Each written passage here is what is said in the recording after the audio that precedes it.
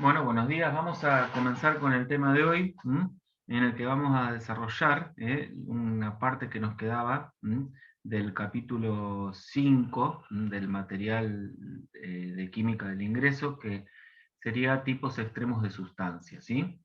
Nosotros, desde el principio de año, venimos estudiando cómo está formada la materia, estudiamos a los átomos así en forma individual, vimos cuál era la estructura del átomo, su composición, vimos cómo los distintos átomos variaban en su composición subatómica, en el número de protones, neutrones, electrones. Después vimos que esos átomos, eh, te- vimos algunas propiedades de esos átomos, vimos que tenían una masa, ¿se acuerdan?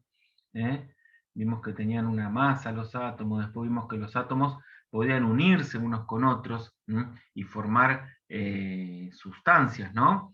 Estudiamos distintas posibilidades que tenían los átomos de unirse unos con otros. En todos los casos, esta unión involucraba cosas que pasaban con los electrones, y sobre todo con los electrones de la capa más externa del átomo, ¿se acuerdan?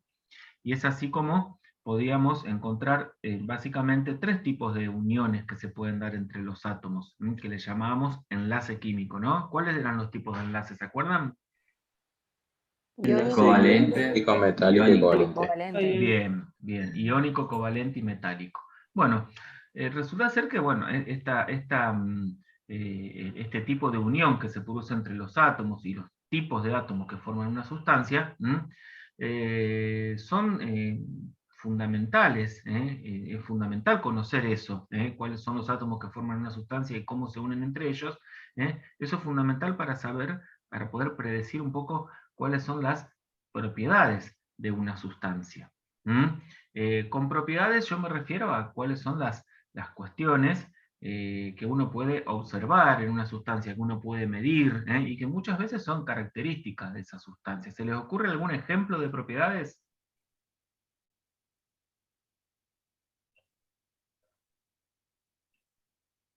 A ver. Pueden transmitir electricidad. Por ejemplo, son capaces, la capacidad de conducir la corriente eléctrica es una propiedad. ¿Qué otra cosa? Imagínense que tenemos un recipiente con agua. ¿Qué propiedades, qué cosas podemos observar? Que esa sustancia se queda con la forma que tiene el recipiente, Bueno, que o está sea, se líquida. aplica con esa forma. Eso Ujú. sería la propiedad del estado de agregación, no de la sustancia, porque en el estado de agregación líquido ocurre eso, ¿no? O sea, trátese de la sustancia que sea. Pero si yo tengo un recipiente con agua, ¿qué cosas ves vos? Por ejemplo, ¿tiene color? Es incoloro, ¿Es incolora? Inodora e insípida. ¿eh? Puedo decir, por ejemplo, como dijeron recién, si conduce o no la corriente eléctrica, puedo decir a qué temperatura se congela, a qué temperatura se evapora, o sea, son distintas propiedades que de alguna manera van a depender esas propiedades de cómo está formada esa sustancia a nivel de iones y moléculas. Entonces, vamos a ver que en base a eso, en base a cómo está formada la sustancia, yo voy a poder establecer lo que conozco como tipos extremos de sustancia. Voy a poder clasificar a la sustancia dentro de esos cuatro tipos extremos de sustancia.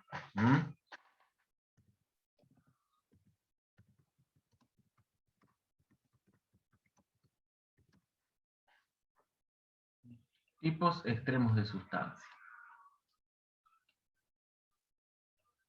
Bueno, vamos a ver que si ustedes van a la bibliografía, el capítulo 5 del material del ingreso, después de abordar la cuestión de los enlaces, que nosotros ya vimos la semana pasada, ¿eh?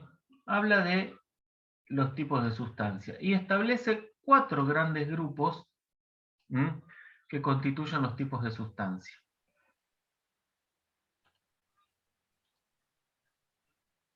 Habla de cuáles son los tipos de sustancias. A ver, ¿alguien estuvo leyendo el material?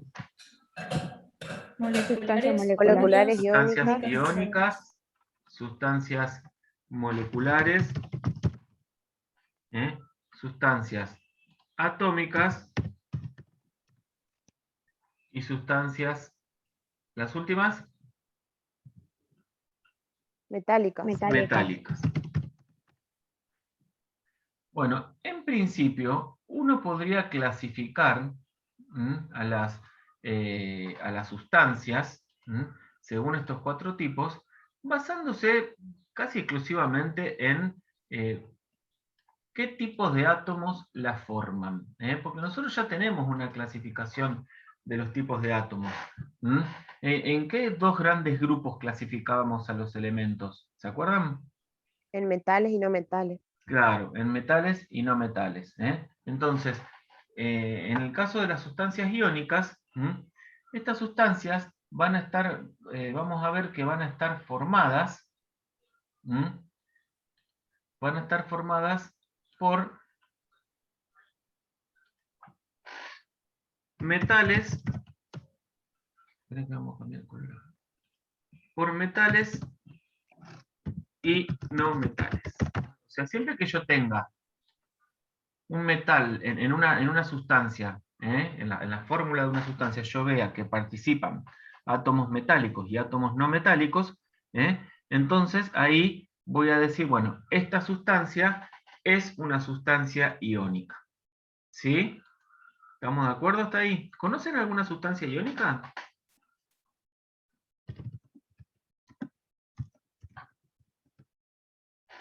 ¿Qué, profe? ¿El agua? ¿Conocen alguna sustancia iónica? El nitrógeno 4, oxígeno 2, más el nitrógeno No. 2 y oxígeno. ¿El cloruro ¿No? de sodio? Cloruro de sodio, por ejemplo. Hay Ujú. un metal y un no metal en esa fórmula. Bien, ya vamos a volver sobre los ejemplos. Bien, metales y no metales. Ahora, ¿qué pasa si yo no tuviera metal y no metal y tengo solo metales en la fórmula de una sustancia? O sea, una sustancia está constituida solo por metales, por átomos metálicos. ¿Qué tipo de sustancia sería? Metálica. Bien, solo formada por metales. Ahora, me quedan 2 alternativas acá, ¿no? La única combinación que no usé es la de los no metales solos, ¿no? Bueno, las sustancias moleculares van a estar formadas solo por no metales. Alguien dijo recién un ejemplo recién de nitrógeno más con oxígeno. Bueno, si una sustancia yo encuentro que en su estructura, en su fórmula, yo veo nitrógeno y oxígeno, son 2 no metales, esa sustancia va a ser molecular. Pero, por otra parte, tengo las sustancias atómicas que, bueno, para mal de ustedes, también están formadas por no metales. Pero, en este caso, no es cualquier no metal. Son no metales que se dice con alta capacidad enlace. O sea, son no metales que tienen la posibilidad de establecer muchos enlaces entre ellos, y esos enlaces son bastante fuertes. Son enlaces muy fuertes y múltiples entre los átomos. ¿Sí? Ya vamos a ver qué consecuencias trae esto. Bien, entonces, ahora sabemos qué átomos se encuentran en cada tipo de sustancia. Pero, ¿cómo hacen esos átomos para formar las sustancias? ¿Cómo se agrupan unos con otros? Bueno, en el caso de las sustancias moleculares, que son por ahí las más sencillas de analizar, esos átomos van a estar formando estructuras que nosotros ya conocimos y estuvimos dibujando. Lo que llamamos unidad estructural en las sustancias moleculares, es lo que llamamos molécula. ¿Sí? ¿Se acuerdan que estuvimos trabajando con moléculas? Las estuvimos dibujando. La molécula era la menor cantidad que yo podía tener de una sustancia molecular en este caso. Y están formadas por la unión entre los átomos, la unión entre átomos formando unidades discretas, por ejemplo. ¿Se acuerdan un poquito el código de colores que habíamos establecido? Que íbamos a veces a respetar. El color rojo, ¿a quién representaba? ¿Se acuerdan? Al oxígeno. Al oxígeno. Al oxígeno. El color negro, Al carbón. al carbono. Y el blanco, Al hidrógeno. Al hidrógeno. al hidrógeno. ¿Ven? Entonces, en estos tres casos, yo tengo unidades discretas. ¿Qué quiere decir discreto? Que tiene entidad propia, que tiene separación de las otras. ¿Ven? Yo puedo tener una molécula de agua, que es la mínima cantidad de agua que puedo tener, ¿no? Esto sería agua, ¿no? Porque tenemos un átomo de oxígeno y dos de hidrógeno, unidos de una determinada manera. Esto ya lo estuvimos viendo la vez pasada. Acá tendríamos una molécula de dioxígeno, y acá tendríamos una molécula de metano. ¿Sí? Bien. En estas moléculas, los átomos están unidos de determinada manera. ¿De qué manera se unen los átomos en las moléculas que forman las sustancias moleculares? Se unen a través de un enlace químico, ¿no? Covalente. Muy bien, de un enlace covalente. ¿Por qué digo que es covalente y con mucha seguridad? Pero está formado por no metales. Porque son todos no metales.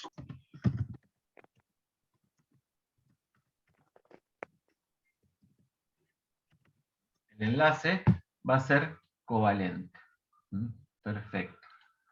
Entonces, en las sustancias moleculares están constituidas por no metales, la unidad estructural, que la forma son moléculas, y el tipo de enlace que hay entre los átomos que forman esa molécula es covalente.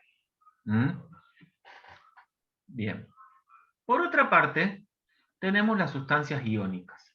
En una sustancia iónica... Profe, no sé si es a mí nomás, pero se le está cortando. ¿Cómo? ¿Se Que escucha no sé bien, si es a mí chicos? nomás, pero se le está cortando todo. ¿Los demás escuchan bien? Yo lo Se escucho corta bien. ese profe. Yo sí, Yo lo profe. escucho bien. Escucho bien. Bien. Yo lo escucho bien. Capaz que es tu conexión. Bueno, en las sustancias iónicas, la No, a mí unidad... también se me corta. En las sustancias iónicas, la unidad estructural ya no es una molécula. Acá van a aparecer otras cosas que son consecuencia del tipo de enlace que hay en las sustancias iónicas. En el caso de la sustancia iónica, la unidad estructural es una red cristalina de iones positivos y negativos.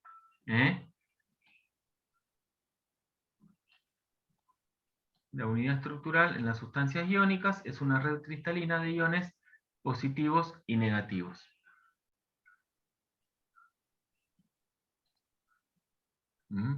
Si nosotros hiciéramos el dibujo de una sustancia iónica a nivel, microscópico, tendríamos que dibujar por un lado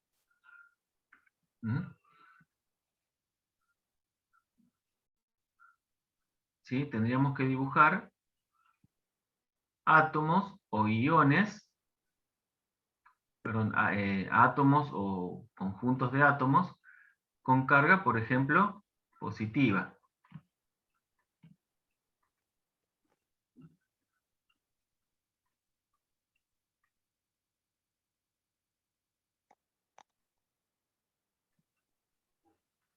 Yo estoy haciendo una representación de un sólido en este caso, por eso hay tanto orden. Y rodeando a esos átomos de carga positiva, que le llamamos, ¿se acuerdan cómo se llamaban los átomos de carga que tienen carga positiva? O conjuntos de átomos con carga positiva, cationes. Y cercanos vamos a encontrar a los aniones, ¿sí? Aniones. Que interactúan. ¿Por qué están juntitos los aniones y los cationes? ¿Se acuerdan? Porque las cargas opuestas tiene una fuerza electrostática La que fuerza los de une. atracción. Muy bien, hay una fuerza de atracción electrostática ahí. Entonces, ¿cuál es el tipo de enlace que une a los Iónico. átomos en una sustancia iónica? Iónico. El tipo de enlace es iónico. Muy bien, tipo de enlace iónico.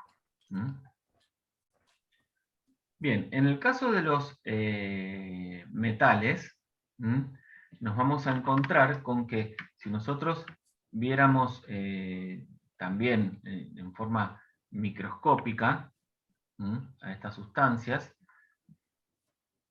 encontraríamos una estructura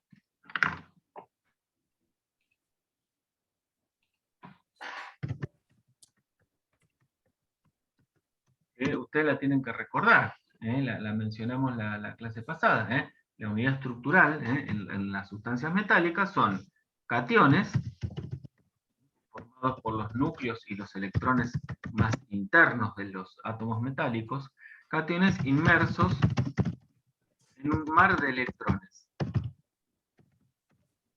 Un mar de electrones que son los electrones de valencia del átomo, los electrones de las capas más externas que se deslocalizan. ¿Se acuerdan que dijimos lo que significaba eso?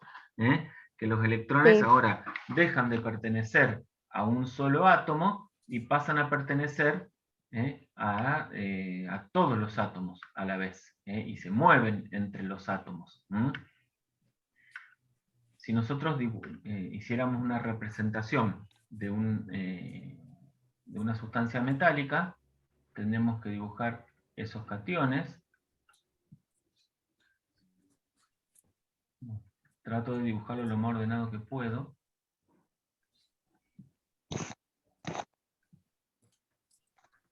Esos cationes están en posiciones fijas dentro de una red cristalina.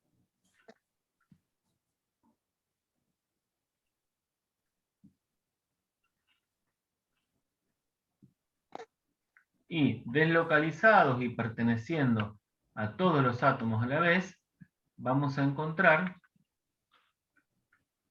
a los electrones. ¿Sí? Que se mueven, están ahí tienen libre movilidad. Eso va a traer consecuencias, vamos a ver después sobre las propiedades de la sustancia. Muchas propiedades las vamos a poder explicar en base a la estructura así microscópica del tipo de sustancia. Bueno, entonces, ¿cuál sería el enlace que mantiene unidos a los átomos en una sustancia metálica? Metálico. Enlace metálico. Bien, el enlace es un enlace metálico.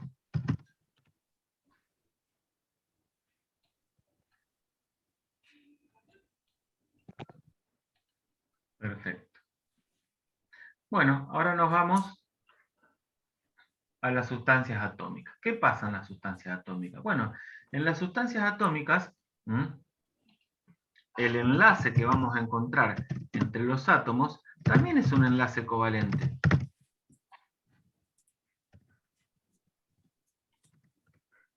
Al igual que en las sustancias moleculares. ¿Cuál es la diferencia?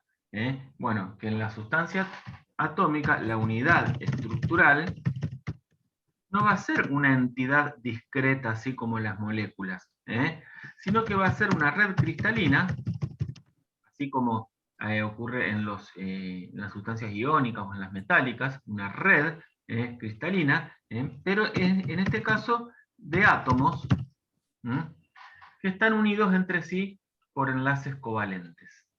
¿Sí? ¿Se entiende?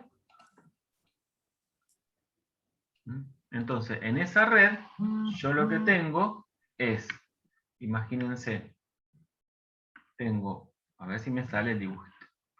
Tengo un átomo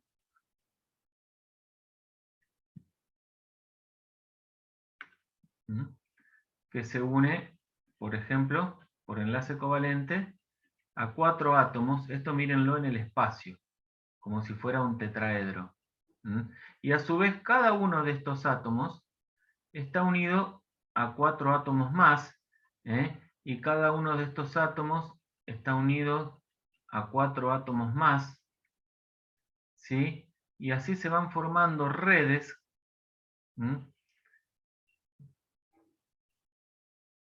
entre átomos, redes cristalinas, como si fuera una gran molécula, ¿se entiende?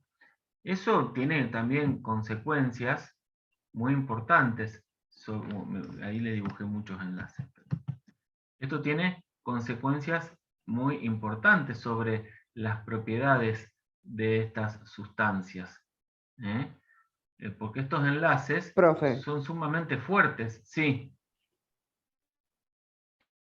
cuando dice consecuencias, ¿se refiere a algo bueno o algo malo? Propiedades. Consecuencia quiere decir que eso va a repercutir en las propiedades de las sustancias. Es decir, yo voy a poder explicar las propiedades de las sustancias en base a esta cuestión, de que los átomos estos están fuertemente unidos mediante enlaces covalentes. ¿Se entiende? Y que no están formando, no son enlaces que forman unidades así discretas como ocurre en las sustancias moleculares, sino que son enlaces que forman toda una red cristalina, una red de enlaces. Yo ahora le voy a mostrar algunos ejemplos un poquito más claros de este tipo de estructura. Entonces, por ejemplo, a ver. Dióxido de silicio. Por ejemplo, a ver. Si yo les muestro acá esta sustancia, ¿se ve acá la imagen? Sí, profe. Sí. ¿Ven? Ahí tenemos una sustancia que es el cloruro de sodio. Fíjense cómo los iones sodio, los cationes sodio, se rodean de aniones cloruro, ¿no? Formando toda una red cristalina en donde los iones ocupan posiciones fijas. Estamos analizando las estructuras del sólido, ¿sí? ¿Se entiende? Sí. Sí, profe. Ahora bien, fíjense, Sí. bueno, miren acá tenía para mostrarle unos cristales de cloruro de sodio, ¿ven? ¿Se ven cómo tienen esa forma cúbica? Bueno, los distintos cristales cristalizan de distintas maneras, de distintos sistemas, de distintas geometrías, digamos, en que pueden cristalizar los sólidos iónicos. Bueno, la clásica es el cloruro de sodio, que cristaliza en forma cúbica, pero existen otras. Bueno, entonces la unidad mínima de la que yo puedo hablar en el cloruro de sodio no es una molécula, no hay molécula de cloruro de sodio, ¿se entiende? Yo puedo, la mínima cantidad podría ser un catión sodio y un anión Sí. cloruro, pero Entiendo. eso no es una molécula. ¿Se entiende eso? Eso lo vamos a analizar después cuando hablemos más adelante, que calculemos la masa molecular. Vamos a hablar que a veces le decimos, hablamos de masa molecular y queremos aplicar eso a un sólido iónico o a una sustancia iónica, y en realidad lo correcto sería hablar de masa formular, que sería la masa que corresponde a un mol de unidades formulares, en vez de hablar de moléculas, ¿sí? Pero eso, bueno, sería adelantarnos un poquito, ya vamos a llegar a esa parte. Pero lo que yo quiero que entiendan ahora es que cuando tenemos sustancias iónicas, no se forman moléculas. ¿Está? ¿Quedó claro eso? Sí. ¿Sí? Sí. Bien. Creo que acá tenemos un sólido atómico. ¿Ven? Cómo ahí las posiciones de la cristalización están ocupadas por átomos. ¿Ven? Las posiciones dentro del cristal son átomos y se forman grandes redes de átomos unidos entre sí fuertemente por enlaces covalentes. Esto, decía, le trae consecuencias importantes a la sustancia, hay propiedades que podemos explicar en base a esto. El grafito, ¿ven? Son átomos de carbono unidos por enlaces covalentes, el diamante. Todo enlaces covalentes entre los átomos de carbono, y esto continúa, uno ve acá una pequeña porción del cristal. Esto imagínense que continúa y se hace muchísimo más grande. Bien.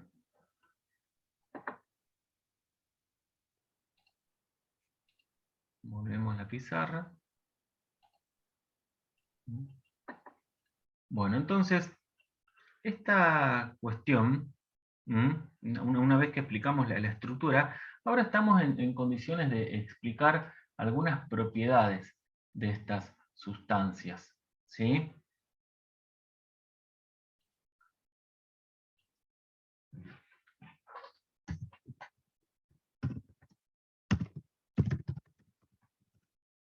Por ejemplo, el enlace iónico es un enlace muy fuerte. Si yo quisiera separar esos iones unos de otros, tendría que aplicar muchísima energía, o por decirlo de otra manera, ofrecerle a ese sistema mucho calor. Cuando tengo un sólido iónico, si yo quiero que los iones se separen unos de otros, lo tengo que calentar, y cuando se empiezan a separar se va a formar un líquido. O sea que para producir el cambio de estado, para que los iones estos se muevan unos respecto de otros, tengo que calentar el sólido. Bueno, esa transición del estado sólido al líquido nosotros ya vimos cómo se llama, ¿se acuerdan? ¿Cómo se llama el paso del estado sólido al estado líquido? Fusión. Fusión. La fusión. Para que ocurra esa fusión yo tengo que elevar muchísimo la temperatura. Eso quiere decir que a temperatura ambiente, ¿cómo se van a encontrar estas sustancias iónicas? ¿En qué estado se van a encontrar a temperatura ambiente las sustancias iónicas? Sólidas. Bien. Esa es una propiedad. El estado de agregación a temperatura ambiente es una propiedad que a mí me sirve para describir qué valores más o menos tienen los puntos de fusión y de ebullición de los tipos de sustancias. En el caso de las sustancias iónicas, son sólidas a temperatura ambiente. Por lo tanto, puedo decir que los puntos de fusión y ebullición, ¿cómo van a ser? ¿Altos o bajos? Altos. Altos. Van a tener altos puntos de fusión y ebullición.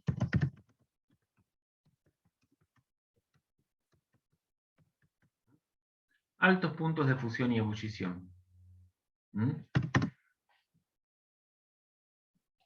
Estas sustancias tienen aparte otras propiedades, como ser que son duras, los sólidos, ¿no? Estamos hablando del sólido. Son duros, son quebradizos.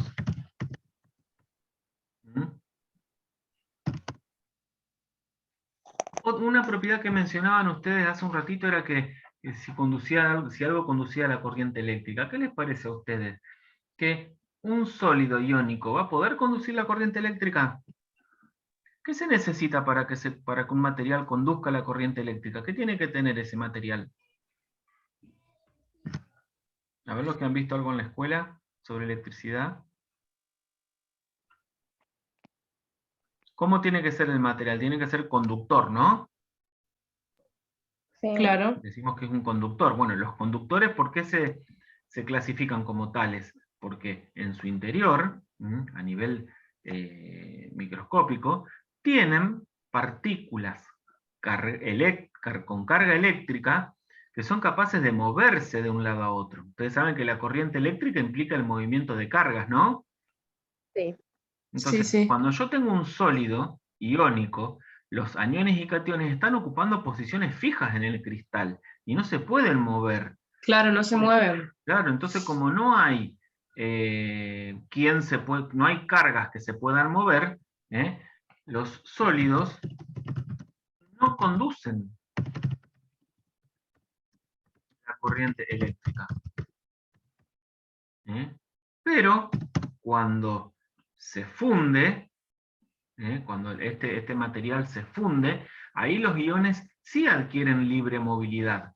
Y por lo tanto, sí van a conducir la corriente eléctrica. O sea que líquidos son conductores.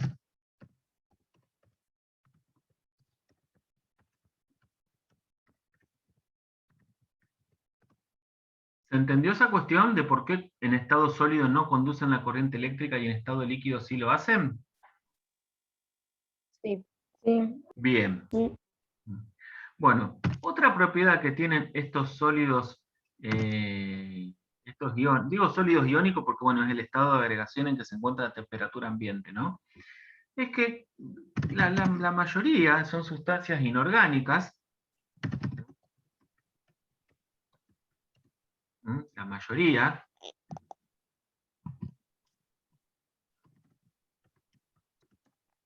son sustancias inorgánicas que son solubles en agua. Bueno, el tema de la solubilidad en agua es una cuestión sobre la que vamos a volver después, pero podemos decir que la mayoría son sustancias inorgánicas solubles en agua, en mayor o en menor medida. Por ejemplo, la sal de mesa, que es el cloruro de sodio, si ustedes lo ponen en agua se disuelve fácilmente, ¿no? Tiene una solubilidad muy alta. Ustedes ponen un poco de sal en un vaso con agua y agitan, y la sal de mesa se disuelve, ¿no? Como que desaparece. Sí. Ese proceso lo vamos a estudiar más adelante. Ahora, hay otros sólidos iónicos que se disuelven menos en agua. Por ejemplo, el mármol. El mármol está formado por minerales, que son sustancias iónicas, inorgánicas, y vos lo pones en el agua y no se disuelve. En realidad, lo que pasa es que se disuelve, pero muy, muy, muy poquito se disuelve. No alcanzo a apreciar una solubilidad alta. La solubilidad es muy, muy pequeña, pero se disuelve un poquito, porque es un sólido iónico. Y la cuestión es que cuando estas sustancias, cuando están disueltas en agua,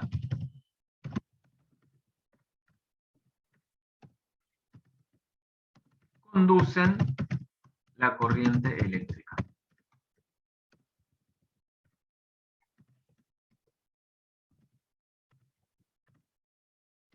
¿Sí? O sea, no conducen la corriente eléctrica en estado sólido, pero sí la conducen en estado líquido o disueltos en agua. ¿Entienden que son dos cosas distintas?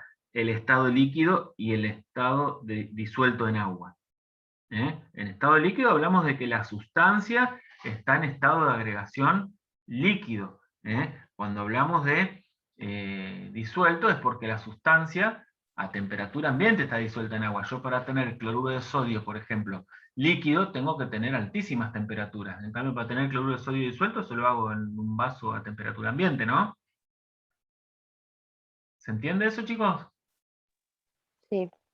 Sí. Bien. Bueno, ¿alguna pregunta hasta acá? No. Bueno. No. Continuemos. Vamos con las sustancias moleculares. Bueno, en el caso de las sustancias moleculares, vamos a ver que a temperatura ambiente, por ejemplo, el oxígeno, ¿cómo se encuentra a temperatura ambiente? ¿En qué estado de agregación? Gaseoso. El oxígeno, el nitrógeno, el dióxido de azufre, el metano, que tenemos ahí dibujado, ¿no? Ahora, ¿el agua en qué estado de agregación se encuentra a temperatura ambiente? Líquido. Líquido. Líquido. Y por ejemplo, la parafina. La parafina, ¿saben ustedes que es una mezcla de distintos hidrocarburos de cadena larga, que son moléculas orgánicas, que por el momento no las vamos a ver, las vamos a ver más adelante, pero que son sustancias moleculares, pero en estado, a temperatura ambiente están en estado sólido. O sea que a temperatura ambiente, esa T significa temperatura, ¿saben? Acuérdense, la T con el cerito significa temperatura. A temperatura ambiente, ¿cómo se van a encontrar las sustancias moleculares? Se van a encontrar en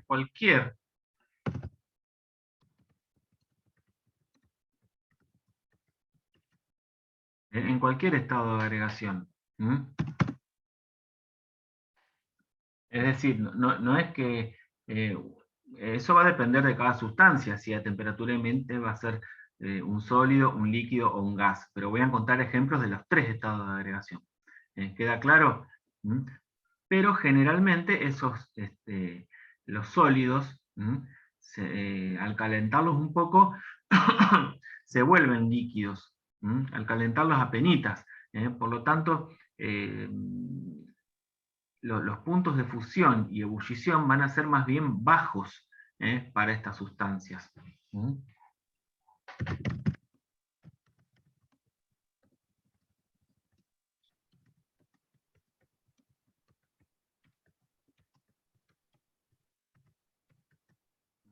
Van a tener bajos puntos de fusión y ebullición, y pensemos un poquito, otra propiedad que es importante.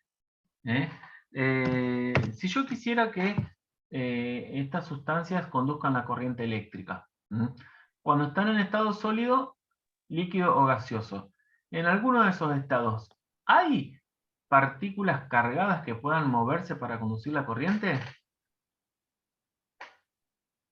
Pensemos en los iónicos, en las sustancias iónicas. En las sustancias iónicas hay partículas cargadas. Lo que pasa es que cuando están sólidas, esas partículas no se pueden mover, pero cuando el sistema está líquido, ahí sí se pueden mover. Bueno, en las moleculares, cuando están sólidos, líquidos o gaseosos, ¿hay partículas cargadas que puedan moverse? Sí, en estado líquido. ¿Cuáles son, y por gaseoso. ejemplo?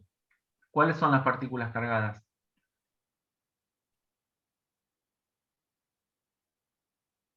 En el oxígeno, por ejemplo, si vos tenés oxígeno sólido o oxígeno líquido, ¿cuál es la partícula cargada? Sí, son moléculas. No hay iones. tiene partículas cargadas. No hay iones. No hay iones, entonces no conducen la corriente eléctrica. ¿Entiende? Sí.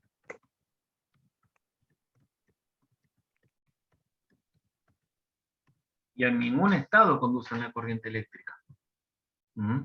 Ni sólido, ni líquido, ni gaseoso. ¿Está? Sí.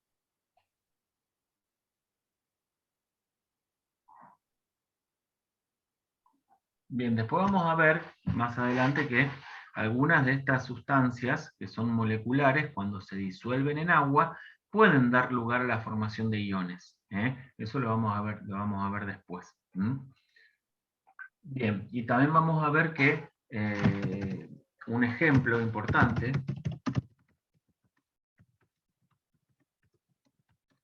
son las moléculas orgánicas o las sustancias orgánicas.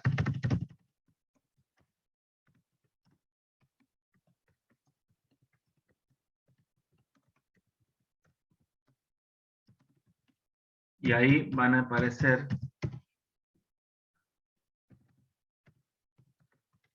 las biomoléculas que nosotros vamos a estudiar más adelante en química orgánica.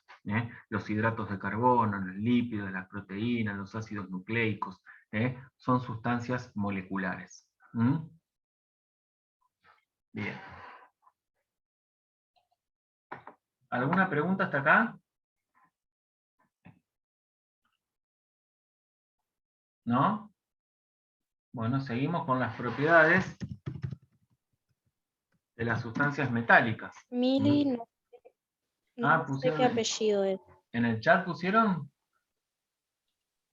No, en el grupo puso que tiene problemas con internet y que bueno. se le salió, me parece, pero no sé qué apellido es.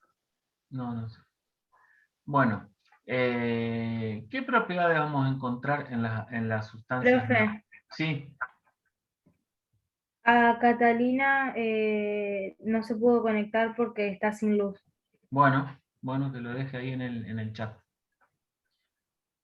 Bueno, les decía, las propiedades metálicas, de las sustancias metálicas, ¿cuáles les parece a ustedes que son? Fíjense que en todas venimos hablando de cómo se encuentran a temperatura ambiente. Esperen que acá me faltó poner.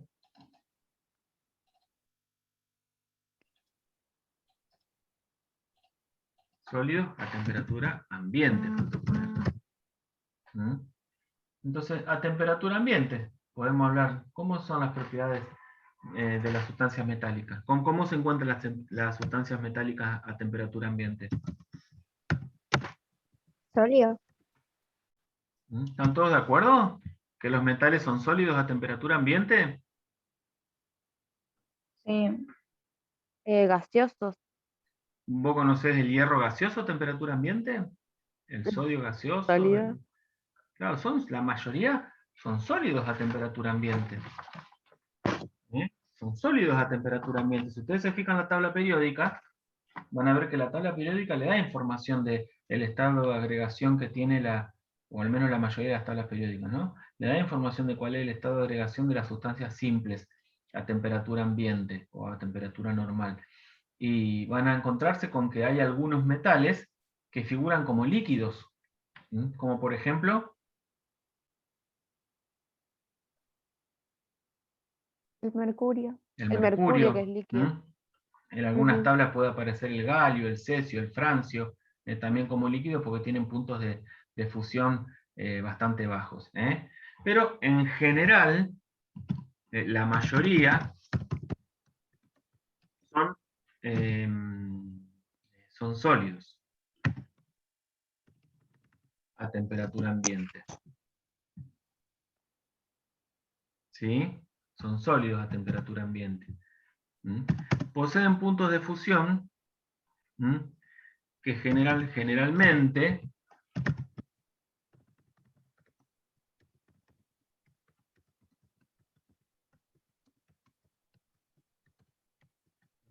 son altos, no tan altos como en las sustancias iónicas. No tan altos como las sustancias iónicas, pero son un poco altos. Mucho más altos que las sustancias moleculares. Son los puntos de fusión y ebullición. Ahora, ¿conducen la corriente eléctrica los metales? Sí. Y sí, ahí tenemos, fíjense el modelo de mar de electrones, ahí está lleno de electrones que se pueden mover, tanto en el sólido como en el líquido. Entonces, conducen la corriente eléctrica.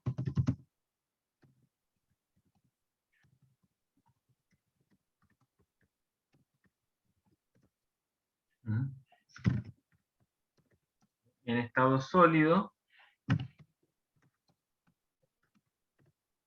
o líquido.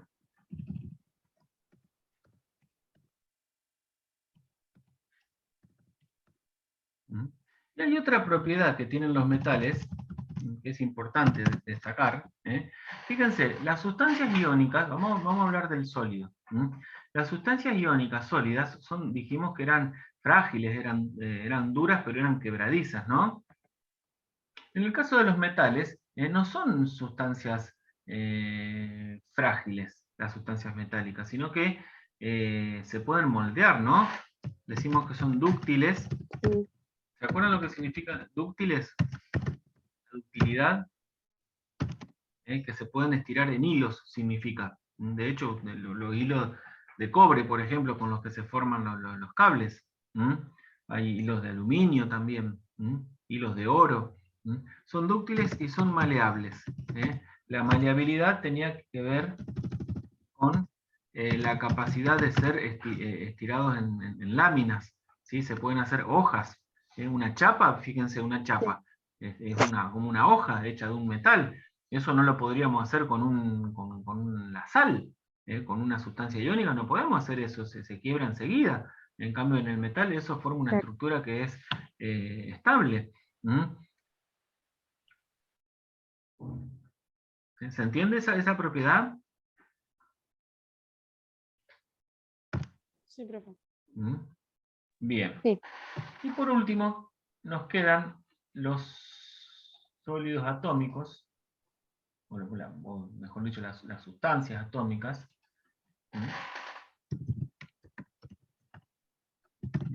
Bueno, estos también vamos a encontrarnos con que son sólidos a temperatura ambiente.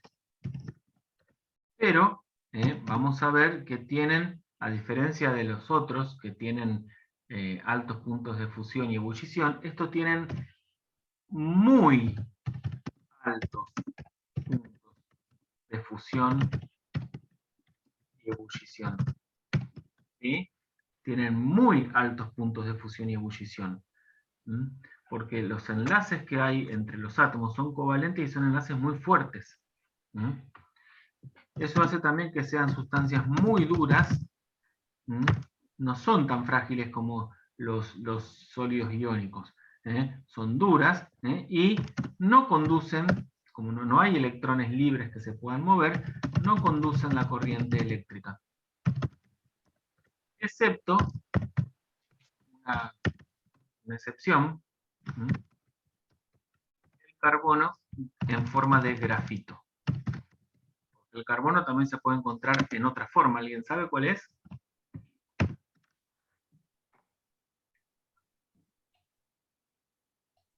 Muchas veces No. los elementos se encuentran en distintas formas, que le llamamos formas alotrópicas. El carbono tiene varias formas alotrópicas, dos de ellas son el carbono grafito. ¿Y qué otra sustancia que es muy dura? Es la sustancia prácticamente, una de las sustancias más duras que hay, que está formada por ¿El carbono. diamante? El diamante, bien, el carbono diamante. Es una sustancia atómica. Bien, acá tenemos un poco el panorama de los 4 tipos de sustancias que podemos tener. Yo les voy a pedir a ustedes que completen un poco el estudio de este tema con la bibliografía que hay en el capítulo 5 sobre tipos de sustancia. Y vamos a ver algunos ejemplos. A ver, se le ocurre, hoy mencionaron algunos ejemplos de sustancias iónicas. A ver, ¿se acuerdan qué dijeron? Hablaron del cloruro de sodio, ¿no? Sí. Sí. ¿Alguna otra que se acuerden o que quieran decir? A ver.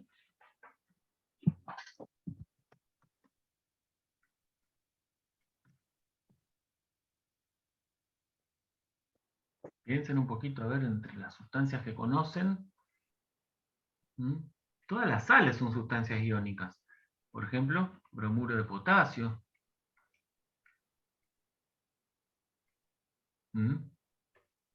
Y otras sustancias que no son sales también son sustancias iónicas. Por ejemplo, el hidróxido de sodio. Si ustedes me van a decir, pero acá hay 2 no metales en el hidróxido de sodio. Sí, pero hay un metal.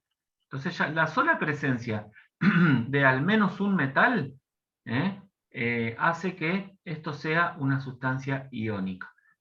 Porque vamos a ver que en realidad el hidróxido de sodio, lo vamos a ver después cuando estudiamos un poco de formulación y nomenclatura, el hidróxido de sodio está formado por los cationes sodio y unos aniones que se llaman oxidrilos o hidroxilos, que tienen una carga negativa. Entonces yo puedo tener átomos que están unidos por enlaces covalentes, pero que en conjunto tienen carga. Eso los convierte en iones, ¿sí? Y forman parte de sustancias iónicas. Bueno, acá ejemplo de sustancias moleculares ya vimos. En el caso de las sustancias atómicas tenemos el carbono diamante. El dióxido de silicio. No hay muchas más, chicos. De los ejemplos que trabajamos nosotros más o menos en este curso, son los únicos ejemplos. Todo el resto de sustancias formadas por no metales son sustancias moleculares. Bueno, y en sustancias metálicas, el sodio, el potasio, el magnesio, el aluminio, el cobalto, el cobre, todo lo que sean metales, forman sustancias metálicas. Profe, Sí. una consulta. ¿El punto de ebullición en las atómicas es más alto que las iónicas? Sí, tienen muy altos puntos Ok. de fusión y ebullición. Los dos son muy Gracias. altos. Sí. Sí. Y son muy duras. ¿Está? ¿Alguna otra pregunta?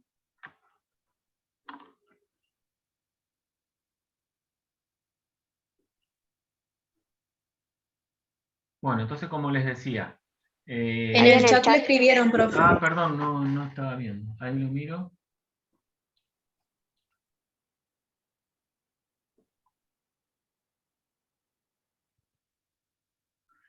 A ver, dice, las sustancias iónicas, ¿puede haber un número indeterminado de metal y no metal y tiene que haber uno por lo menos al contrario? Sí, hay sustancias iónicas que están formadas por más de un metal o por más de un no metal, pero siempre hay representantes, digamos, de los dos.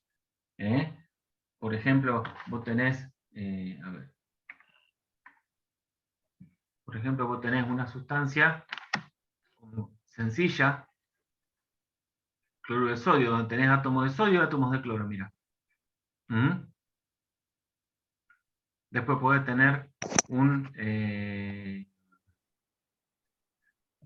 podés tener sales, por ejemplo, más complicadas. En donde tengo más átomos, ¿no? Fíjense como acá hay átomos metálicos y no metálicos, ¿no? Después puedo tener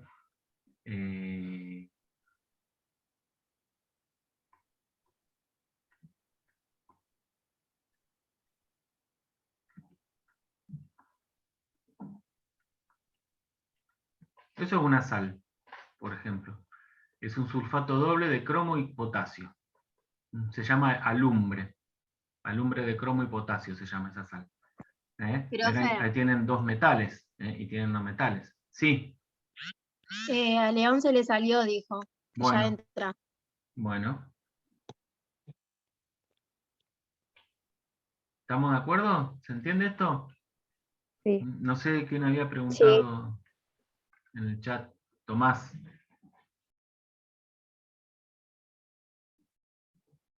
Tomás, ¿se entendió? ¿Sí? Bien, buenísimo.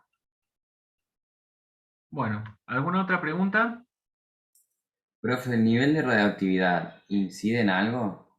El nivel de radiactividad, eso es una propiedad de los núcleos de los átomos. Cualquier tipo de sustancia puede estar formada por átomos que son radiactivos, es decir, que se descomponen, que son isótopos que no son estables.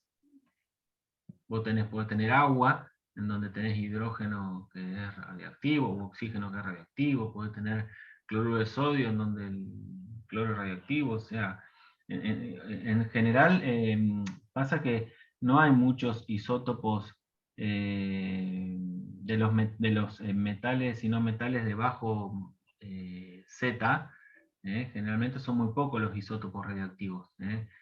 En los metales más pesados tenemos, en los elementos más pesados tenemos muchos isótopos radioactivos. Pero no sé a qué viene la pregunta. A ver qué entendés vos por radioactividad y dónde lo escuchaste.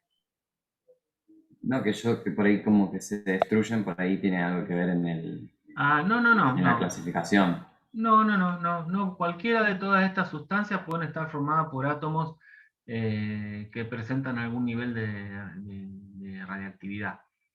No nos vamos a meter en el estudio de eso. Nosotros vamos a estudiar reacciones químicas ordinarias, en donde no hay cambios en la naturaleza de los elementos.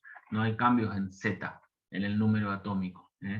Creo que en su momento, cuando estudiamos estructura atómica, yo les dije que había reacciones donde el Z cambiaba, porque se producían cambios en la cantidad de protones del núcleo. Entonces un elemento se transforma en otro. Pero no son reacciones que nosotros vayamos a estudiar. ¿Sí? Bien. Sí. No sé si hay alguna otra pregunta que quieran hacer. Yo, bueno, como el tema ya está terminado, vamos a dejar de grabar.